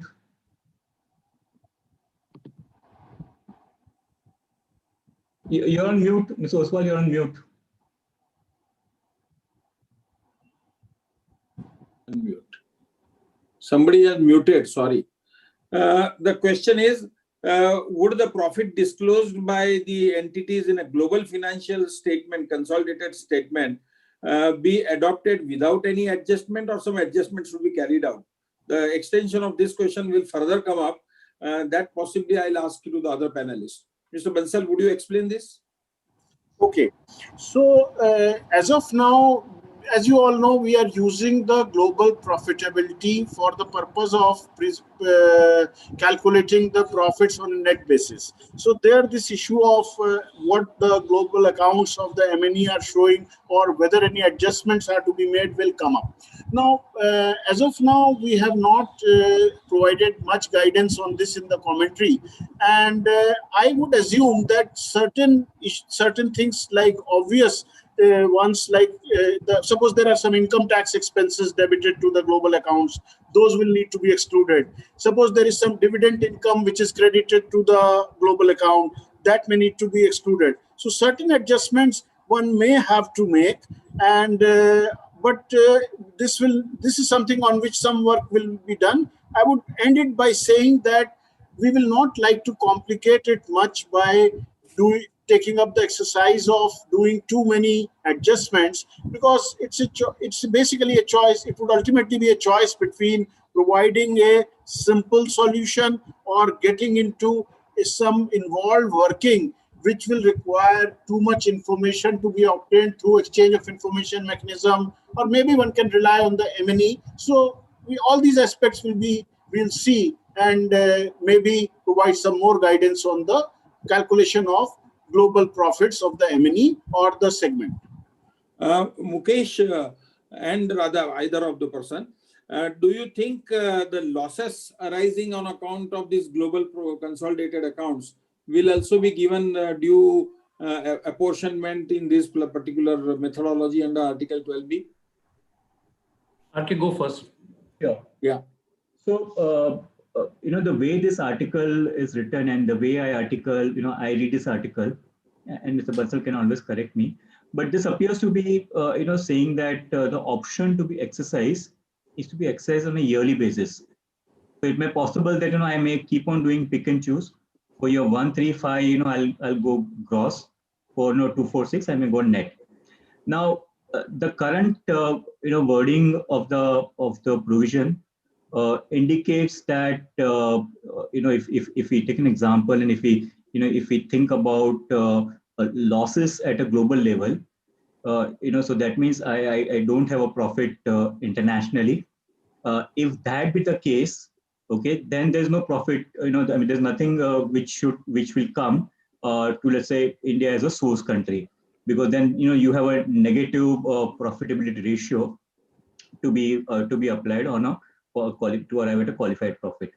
I'm not sure whether that's a right approach, because from a normal application of tax rules, we have always kind of seen, maybe if we talk about P, if P is a profit, then we tax the profit, tax the P profit, even though at a global level there's a loss. So if the revenue is being sourced from India, there could be two approaches. Either you tax only the revenue and don't look at the global losses. But currently the way it's worded, it's suggesting that in case of losses, there won't be any sourcing rate, taxing rate given to the source country. This in a way is comparable to what Pillar 1 is doing. Pillar 1 is additionally saying that the losses will be pooled at a global level, rather than allocating to a market jurisdiction, to a source country. So then then it gets much more kind of complicated. But as the language is worded now, in case of losses, the market jurisdiction will not get taxing rate. Mukesh, you have any views on this? So I largely agree with what RK said, that slightly different view on the last part, and Mr. Bansal can correct me if I'm wrong. My reading suggests that there is a choice that has been given to the taxpayer, either to go on a gross basis or on a net basis. Gross basis will go the withholding tax way, and the net basis will go on the basis that 30% of your global profits, there's a question of attribution of the profits out of the 30% of the global profits. If globally there are losses, then the question of the question of attributing income for those losses, in my view, does not arise. So I think the question to be reframed and asked is that if the choice is left with the taxpayer and the taxpayer chooses not to go on a gross basis, but to go on a net basis, and globally there is a loss, then what would be left to be taxed? And I know, Mr. Bansal, if you would, wanted to share also, because your initial views had been that, that the gross basis of taxation creates ad hocness, and you are back into the global formulatory approach, and net basis of taxation is really the true spirit in which you tax the profits, particularly when you're taxing profits in a source country. So, and I know that this option of a gross and net did arise when the committee was looking at drafting the propositions. But my reading is that if a taxpayer opts for the net basis of taxation and globally there are losses, then the question is what is left to be taxed? So, Mr. Bansal, would you like to answer? Yes, yes. So I think both RK and Mukesh ji are right about it. And it's very clear to me that there is net basis if an entity has opted for net basis taxation under the third paragraph of Article 12B, then if the global profits are lost, then it does not pay any tax in the market jurisdiction. And that was one of the main reasons why we have introduced this third para in 12B, because in all fairness, see, when we are not able to differentiate between different jurisdictions having different earnings, and we have a simplified approach of treating everybody equally and providing a equal share in this manner, then we should be fair. And if there is loss, then it's a loss, and there's no taxation in that case. Sir, if this view is going to be a fair view, let me give an example of global meltdown in 2008. Citibank made profit only because the profit was attributed to India. Rest of all the world, they made a losses. So if global apportionment has to be done, there will be loss attributable to India, whereas local operations resulted into a profit. So this is going to be a major challenge which is going to be faced by number of developing countries, which may happen. But now we have integrated. 2020, we are not like 2008 situation, we are not. So coronavirus has impacted everybody. Now it has impacted us also. Possibly we may become #1 country in the world, as we may supersede USA also. Sir, now the next question possibly is that how, once assuming that Article 12B is accepted and comes in the United Nations model, then each country will have to adopt this article in their treaty. Or do you think that there will be a framework like multilateral instrument which UN will come out, and under which you will ask all the countries to accept as covered tax agreement to have this particular clause? Or how it is going to work?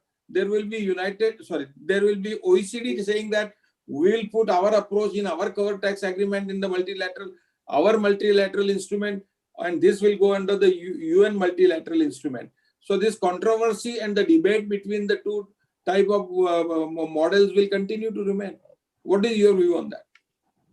See, firstly, let me say that one last part you raised was about the OECD also having an approach and UN also having an approach. That's a different question. Let's park it for the time being, because no one knows answer to that if both forums come up with a solution. There a consensus takes place and here the committee approves it. Then which one will apply is something I will prefer to not get into at this stage. I would say please keep working and we will see when we reach there. So let's park that for the moment. But to your other question, I'll say that, obviously for amending so many, there is a question, I think from someone in the chat also has raised this point. Now, obviously, so many bilateral treaties will require amendment of so many bilateral treaties around the world, probably 4,000 or so, will be a Herculean task. If, first of all, if all these countries agree to follow this, because after all, it's a model only.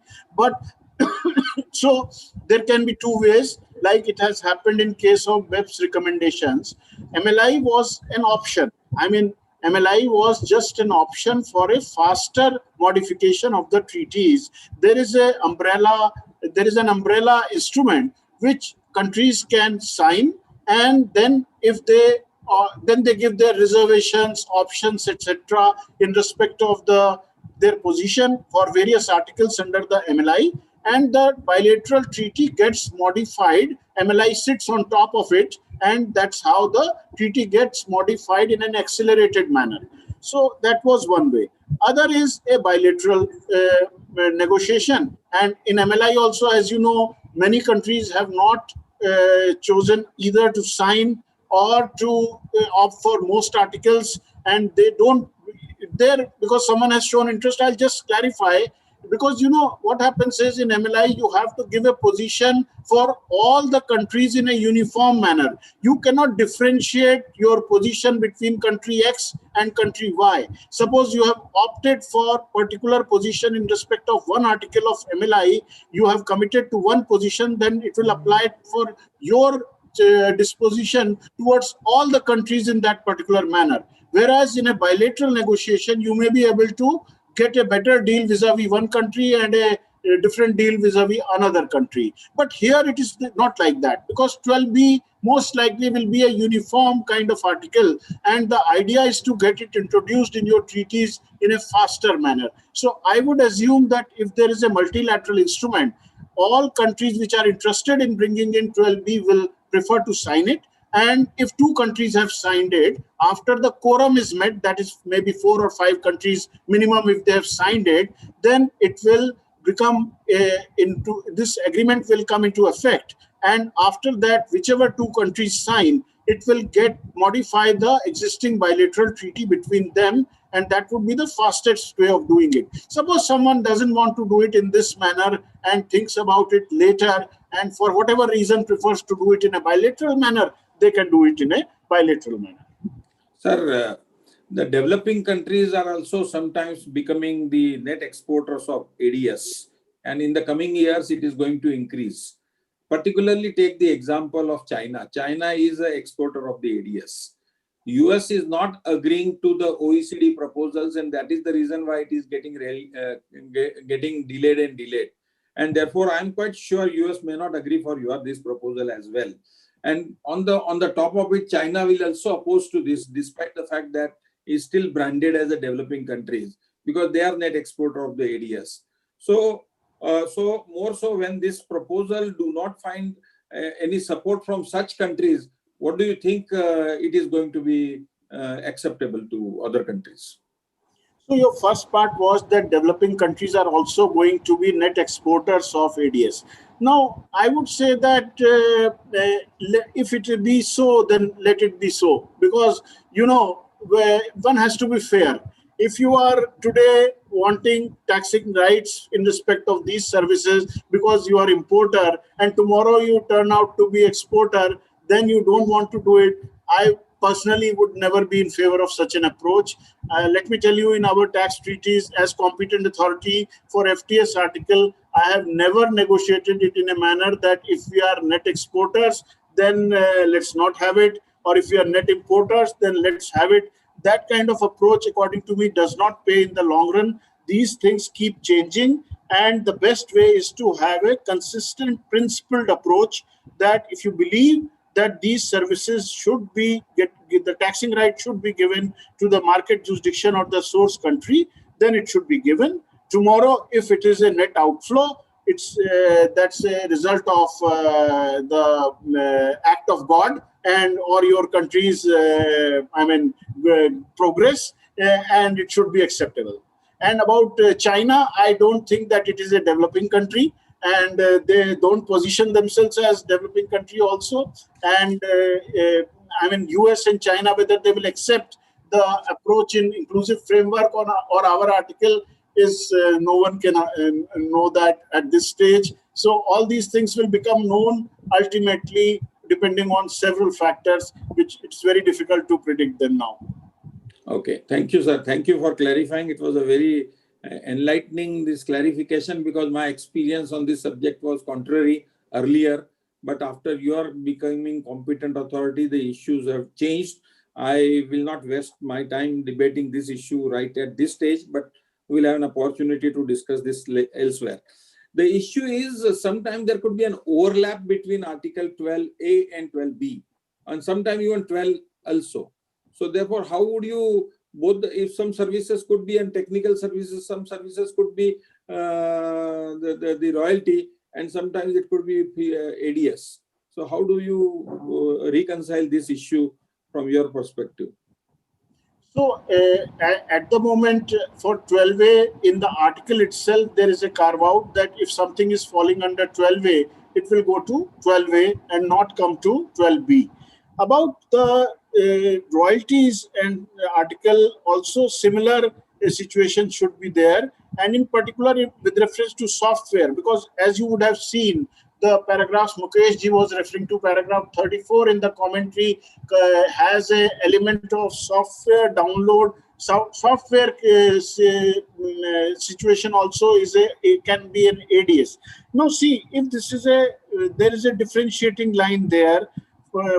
Some people ask me that if everything relating to software will be covered in 12B, then what is the need for the other work that we are doing in respect of Article 12 for changing the definition of royalty? So the answer to that is the definition under 12B is confined to minimum human involvement, and secondly, on through use of internet or electronic means. So suppose a software is sold through a different manner, like for example through a CD or through a license through a CD or license through a other means, then it is not an electronic or internet based transfer, and there the ADS definition will not capture it.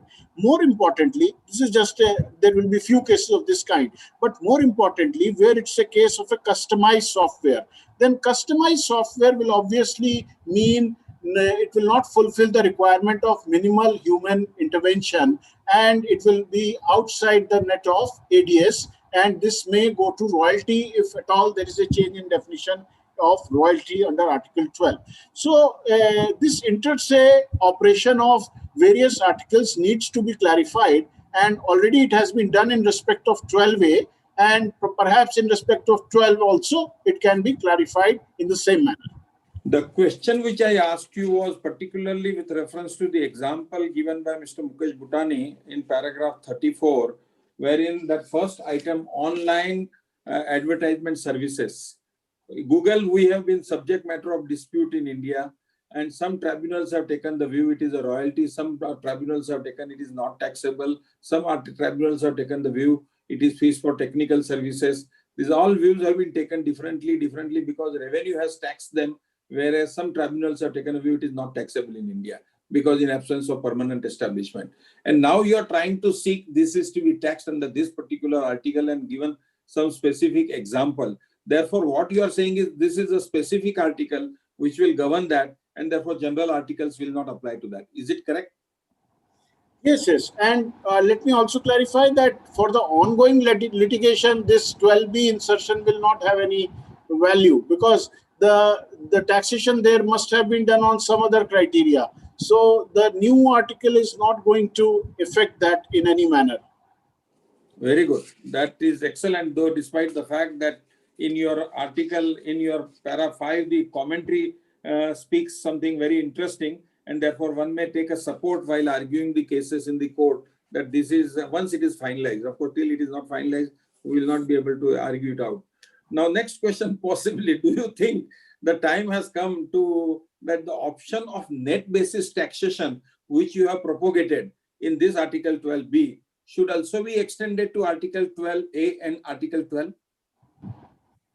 This one is a I mean, see, the basic difference between the nature of incomes is ADS cannot be said to be a passive income. It's an active income in a way. And it cannot be exactly said to be a passive income, unlike royalties, interest, or dividends. And I mean, I have not given a thought to your question, to the aspect you are just now mentioning. But one very big reason against thinking on these lines would be that so far it has been done in this manner for these incomes for these many years. There must be a justification for that. And even under our domestic law, under Section 115A, we have this gross basis taxation for these items of income. So I don't see this happening for these three items of income. Okay. Now, you see, some countries take a view wherever there is a gross basis taxation and withholding tax takes place in those countries, they take a view that this is a final tax. Then there is nothing beyond. So no filing of return, nothing. Our country is exception to this general rule. Our courts have taken a view that the withholding tax is not a final tax. It is only what they call it is temporary. The ultimate assessment has to be done, and then thereafter it will be finalized. So therefore, do you think one should change the approach, or this is contrary to our thinking, world thinking, and our thinking is not matching with that? Under the existing system, under I think 115A, probably subsection 9 or somewhere, it is said that if there is no other income, then the withholding is final. And last year we have done it for royalty. No need for file a return also. So the situation probably you are referring to would be in respect of a case where there are other incomes also. Generally, withholding is only an interim measure, and Yes. it's not taken to be a final tax. But it will depend. I mean, if there is another, our domestic law also provides it in respect under Section 115A. So, I mean, not sure really what can be, whether it is possible to say that in a case withholding should be final. I mean, I'll have to think about it. Okay, so this is one thing which is very, because this has come out of the Supreme Court. It is a tentative. It is not a final tax. That is the reason why this question came up for consideration. The next question possibly is, I must compliment you in para 19 of your report or of this commentary. Para 19 of the commentary describes what is the beneficial ownership concept, which in my opinion, of course, I may be wrong in saying so, but in my opinion, I came across for the first time a detailed narrative on the beneficial ownership. Neither OECD did it prior to this, nor the UN has done it prior to that. The concept of beneficial ownership exists in our Article 10, 11, and 12, but we never explained definition of beneficial owner. But you have very described this concept of beneficial owner succinctly and nicely in a very proper manner. Will this concept therefore extend to other Article 10, 11, and 12, remaining part of 12? I think, Ostwalji, in OECD commentary, it is already there. And if I remember correctly, Article 10, paragraph 28 has this concept, same concept, and that the right to enjoy and use that income is what beneficial ownership concept is in the context of Article 10 and similarly Article 11 and 12 and 12A also. And it's different from the ownership of the asset which is used for FATF, Financial Action Task Force, or for exchange of information. Yes, you are right. Yeah, for automatic exchange of information. So that concept is different. For the application of these articles 10, 11, 12, 12A, and also 12B, OECD already has this elaboration in its commentary, and that work is going on in UN.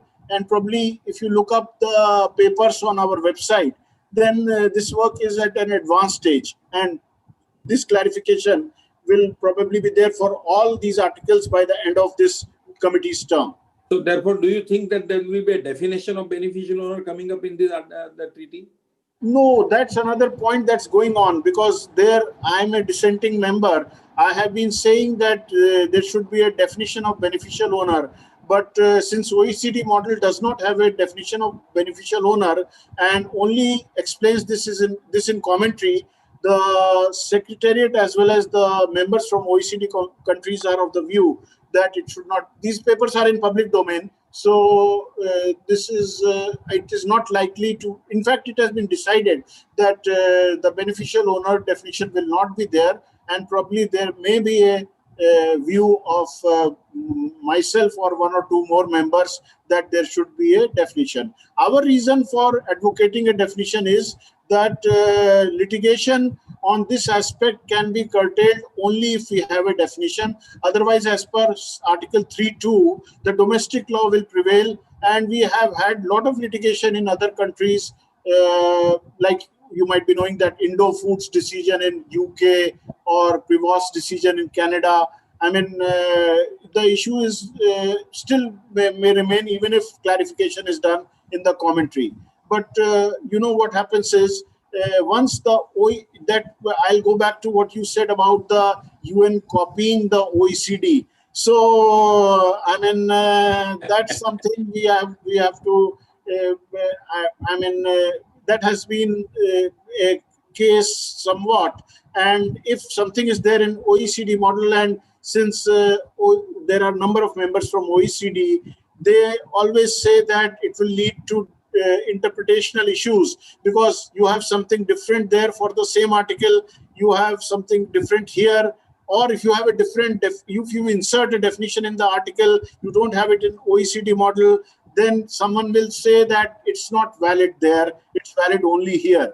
So that's the kind of problem we have. Sir, thank you very much for enlightening us and clarifying everything from the bottom of your heart.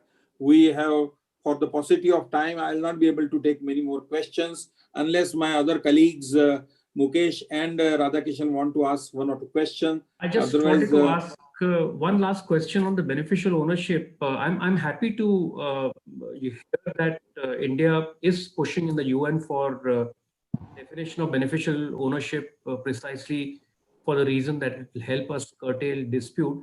Did I understand, sir, you correctly that in the UN committee decides that it should not have a definition for beneficial ownership, it will still have some explanation as an integral part of commentary to Article 12B to support the new UN proposal on digital services? Is that the correct reading, sir?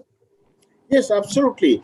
Because 12B will not be different from 10, 11, 12, and 12A in this regard.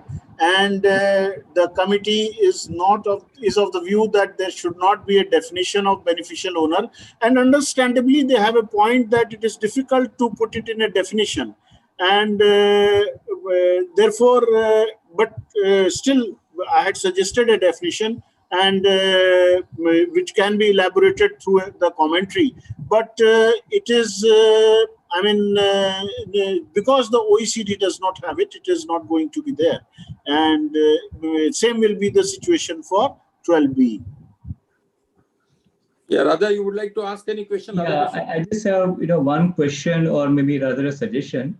When we look at the hierarchy of articles, we have three potential candidates for a certain type of income, be it FTS, Article 12A, royalties, Article 12, or the new Article 12B. The current hierarchy suggests that 12B comes last, okay, and it has certain categorical guidance, but that article applies only if 12A doesn't apply. Okay, my suggestion would be that, with this kind of, hierarchy, the assessing officer may always want to apply Article 12A first, okay, and then the disputes would be around, whether 12A applies or 12B applies or 12 applies.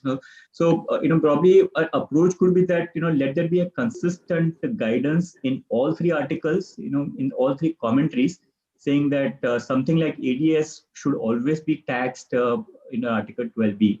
On a consistent basis. Another suggestion, sir, is that when I look at the OECD approach, they are making this ADS definition expandable So what it means is that the positive list can be expanded in the future, negative list can be expanded in the future. And if we keep on expanding the list, in this manner, that means, we are not leaving any scope for disputes, because any new business model comes in, you quickly put the the business model in the list of positive or negative.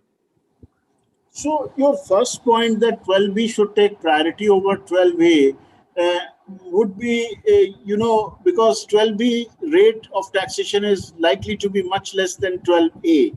And that's a secondary point. The primary point would be, I think it would depend on the nature of the service. If it is a service which is not qualifying as 12B and is qualifying as 12A, then obviously there is no issue and it will go to 12A. Problem will be where it is qualifying as 12B and also qualifying as 12A. Those situations are the ones which are tricky ones. And of course, the assessing officer may try to put them under 12A. But at the moment, the position is very clear that if it falls under 12A, it will go to 12A. But deliberately, if something is made out to be 12A, though it is not 12A, that is a situation, probably on that we will think what can be done. So you had another point. So RK, you had another point at the end? No, he clarified that. That's all. Yes, Mukesh, you want to say something? Otherwise, I just wanted to give a apt example. If you look at the OECD Pillar 1 proposal, they list online search engines as automated digital services. And the UN does not do that. And the OECD specifically lists down digital content streaming and online gaming services. But the UN definition, sir, in your paper talks about digital content services. Now, digital content services, besides the fact that it is broader than the OECD definition of digital content streaming and online gaming services, could result in the problem that you just described, that there would be a temptation to push such digital content services into 12A to the exclusion of 12B. Whereas the way I look at it is that your proposals in 12B are far more refined. And in my view, the rule of specific provisions overriding general provisions should apply, and it should be falling in 12B. Otherwise, the whole purpose will be lost. And as you correctly pointed out, sir, the tendency of the source country to push it in 12A would be resulting in disputes, because 12A gives you a higher yield insofar as income tax is concerned, which 12B will never give you. Sir, yes. Yeah, Bansal sir. With this last explanation, we will close. We already overshot the time. All right.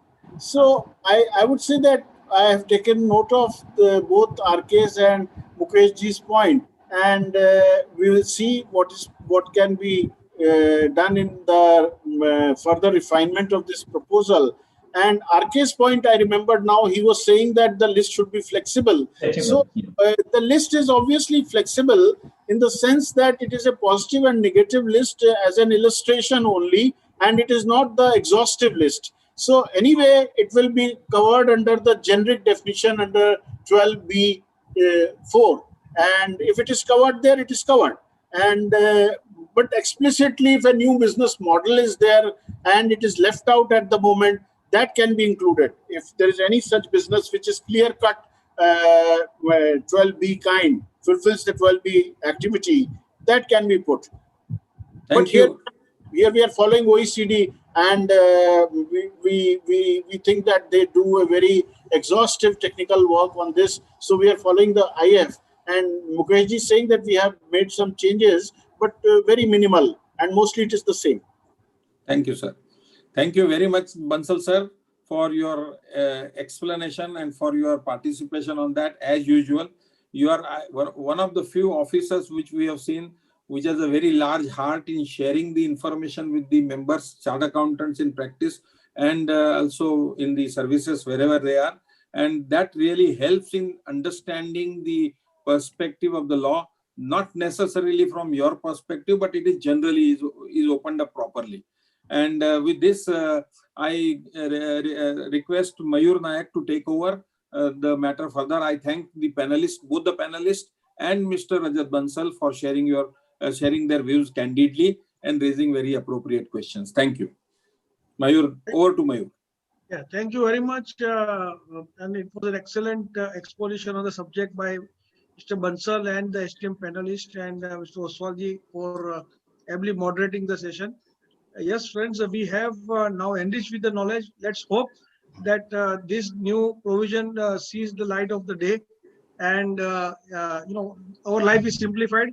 As such, Pillar 1 and Pillar 2 very difficult to comprehend, and I don't know how it could be even made applicable practically. Definitely, this 12B appears to be a very simple and much more practical approach. Let's hope that this gets the consensus and the hard work put in by Mr. Bansal and his colleagues, is fructifies. With this, may I request Siddharth to propose a well-deserved vote of thanks. Thank you, Mayur Bhai. It's really a pleasure to propose a vote of thanks to such a wonderful panel. And I must say that there is no alternative approach which could have been there for BCAS to conduct this session, but to invite panelists, Rajat sir, Ostwal sir, Radhakishan Rawal, and Mukesh Butani, who have their practical experience at UN, which they shared. They brought around issues on this new approach of Article 12B proposal. And we thank from bottom of our hearts to all of you to contribute and share your experiences with us. And RK, thank you for taking us virtually to Geneva with your background. With that, I must say thank you all participants for coming and spending your Saturday afternoon to take the benefit of this session. Thank you all. Thank you. Thank you, everyone. Thank you. Thank you, Mukesh. Thank you.